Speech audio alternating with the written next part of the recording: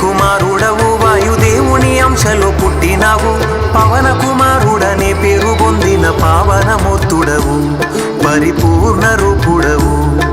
జ్ఞానానికి సుగుణాలకు నువ్వు సముద్రము వంటి వాడవు మూడు లోకాలకు వెలుగును పంచే తేజోమయుడవు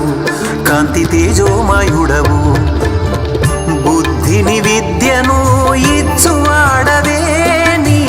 బలమును ఒసగి బలపరచువాడవే మా నీచపు కోరికలను తుంచువాడవే